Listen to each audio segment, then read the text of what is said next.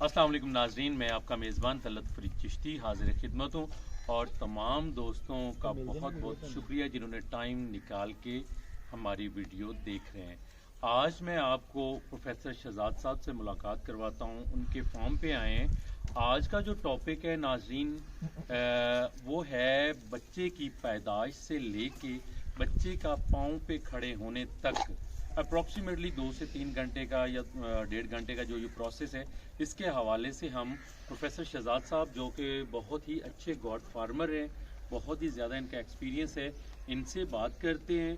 और जिन दोस्तों ने अभी तक मेरे चैनल को सब्सक्राइब नहीं किया वो काइंडली सब्सक्राइब करें। और इसी के साथ वक्त ज़ाया किए बिना हम बात करते हैं शहजाद साहब से। जी अस्सलाम वालेकुम शहजाद भाई, कैसे हैं सर?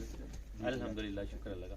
जी शहजाद भाई, जैसा कि आपने टॉपिक सुना है, बताएंगे हमें, हमारे नाजरीन को, व्यूवर को, कि अभी ये बकरी जो है इसने डिलीवर किया है बच्चा, तो इसके लिए क्या ज़रूरी इक़दामात हैं जो करने चाहिए नए आने वाले फार्मर्स के लिए, नए लोगों के लिए? आपकी जो राय या आपका जो इतने सालों का तजुर्बा है वो क्या कहता है? बहुत शुक्रिया तल साहब, बात नसीफ है, बल्कि आपका आना हमारे लिए मुबारक हुआ। हमारी एक बकरी अभी जो है वो डिलीवरी हुई है इसकी। ये देखिए, ये जी चंद मिनट का बच्चा है आपके पास। इसमें बेसिक एहतियात ये है कि इसे ज़रा जो है वो एहतियात से रखें। हमने भी इसे घास पे बिठाया हुआ है, मट्टी से बचाए, ठीक है। उसके साथ साथ जो है वो आपने कोशिश कर ली है कि 1-8 घंटे के अंदर अंदर आपने इसे जो है ना इसकी माँ का दूध ज़रूर पिलाना है। जो नेचुरली इसका माँ का दूध है वो इसके लिए बहुत मुफीद है, इसको बहुत सारी बीमारियों से जो है वो इस वक्त बचाएगा, ठीक है। इसके साथ साथ आपने बकरी की एहतियात ये के लिए है कि इसको थोड़ी बहुत गर्म चीज़ जैसे कि हमारे यहाँ गंदम या रोटियाँ या कोई इस तरह की चीज़ दे, ठीक है, ताकि जो है ना वो इसके पाँव पे आने से पहले, ठीक है। और जो हमारे यहाँ आमतौर पर रवायत है ना गुड़ती देना, जो हमारे बच्चों को भी, ये कोई इतनी ज़रूरी चीज़ नहीं होती। माँ का दूध ही जो है वो जानवरों के बच्चों के लिए या इंसानों के बच्चों के लिए जो है वो सबसे मुफीद चीज़ होती है। उसके साथ साथ हम ये बात का ख्याल रखना है क्योंकि सर्दियों का मौसम है, जहाँ तक मुमकिन हो उसके बच्चों को सर्दी से ज़रूर जो है वो बचाया जाए। जैसे ही सर्दियों के मौसम में बच्चे की डिलीवरी हो, किसी टावल या कपड़े से उसको अच्छी तरह खुश्क ज़रूर कर दें, ठीक है। उसकी माँ भी चाटे ताकि वो आइंदा से पहचान कर ले, ताकि जो है वो खुद जो है वो दूध भी पिलाती रहे। लेकिन बेहतर है कि आप भी अगर ज़्यादा सर्दी का मौसम हो तो बच्चे के किसी कपड़े से जो ये टावल से अच्छी तरह उसको खुश्क ज़रूर कर दें ताकि उसे ठंड ना लगे और वो शुरू में ही नमूनिया का शिकार या नज़ला ज़ुकाम का शिकार ना हो।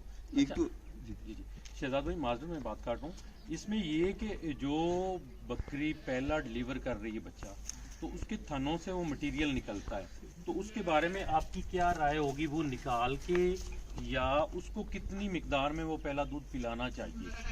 जी उसमें चीज़ सब इस तरह है कि जो मामला है ना कि कभी भी बच्चों को पहला दूध पिलाने से पहले चेक कर लिया जाए।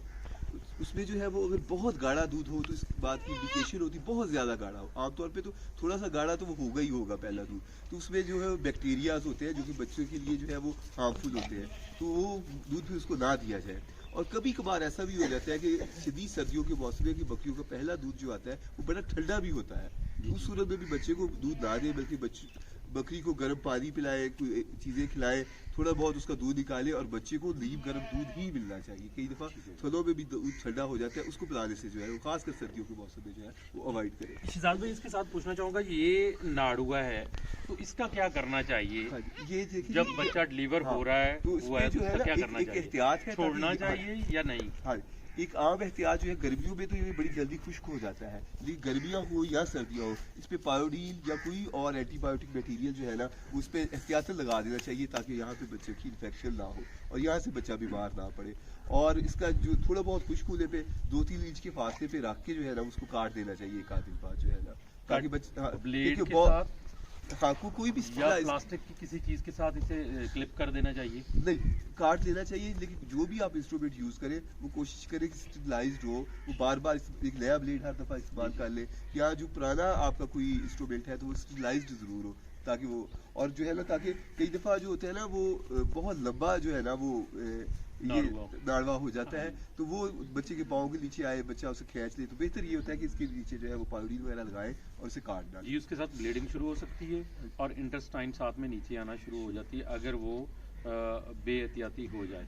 इसके साथ शहजाद भाई पूछना चाहूँगा कि प्लेसेंटा जो है बकरी का, जिसे हम जेल कहते हैं, वो 2 से 3 घंटे के अंदर अंदर कोई एहतियाती तदाबीर जो आप اپنے فارم پہ امپلیمنٹ کرواتے ہیں وہ کیا ہے کہ جس سے وہ جلدی جو ہے نا جی وہ پلیسنٹا ریموو کر دے. اس میں نا بکری کی صحت کا بھی اچھا خاصا تعلق ہوتا ہے. اگر تو آپ کی بکری بہت صحت مند ہے تو کافی امید ہوتی ہے کہ وہ نارملی بھی جو ہے نا, اگر تھوڑا بہت کمزور جانور ہے تو اس کی ڈائٹ کا اسپیشل خیال رکھے, اسے گندم شندم کھلائے, باقی اس طرح کی چیزیں جو ہے گرم پانی دے.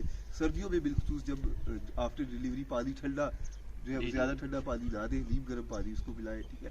اس کو گڑ بہت مفید چیز ہے, جنرلی بھی گڑ جانوروں کے لیے بہت مفید ہے.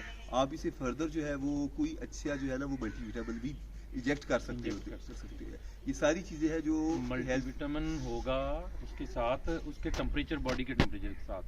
اگر ٹمپریچر زیادہ ہے تو ساتھ میں انسیڈ ہوگا, اور ساتھ میں کوئی بھی B12 B6 وغیرہ سائنوکوبالمن ٹائپ. ادروائز اگر ٹمپریچر زیادہ ہے تو پھر ملٹی وٹامن آپ نہیں ریکمینڈ کریں گے. یہ شہزاد بھائی خود بھی یوز کرتے ہیں, کرواتے ہیں.